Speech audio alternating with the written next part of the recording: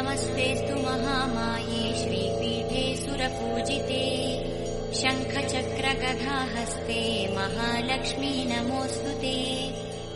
नमस्ते गरुडारूढे कोलासुरभयङ्करी सर्वपापहरे देवी महालक्ष्मी नमोऽस्तु ते। सर्वज्ञे सर्ववरदे सर्वदुष्टभयङ्करी सर्वदुःखहरे देवी महालक्ष्मी नमोऽस्तु ते।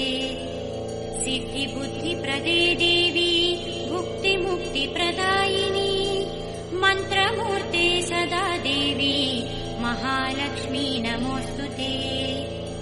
आद्यन्तरहिते देवी आद्यशक्ति महेश्वरी योगज्ञे योगसम्भूते महालक्ष्मी नमोऽस्तु ते। स्थूलसूक्ष्म महारौद्रे महाशक्ते महोदरे महापापहरे देवी महालक्ष्मी नमोऽस्तु ते। पद्मासनस्थिते देवी परब्रह्मस्वरूपिणी परमेशी जगन्मातः महालक्ष्मी नमोऽस्तु ते।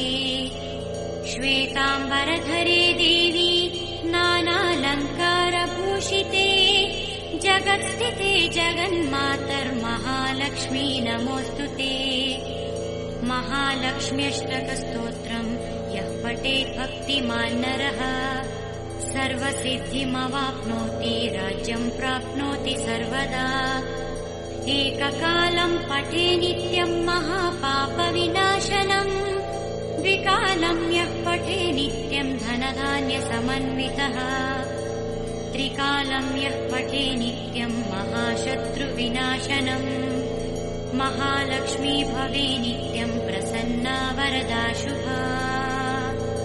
इति इन्द्रकृतः महालक्ष्म्यष्टकस्तवः सम्पूर्णः।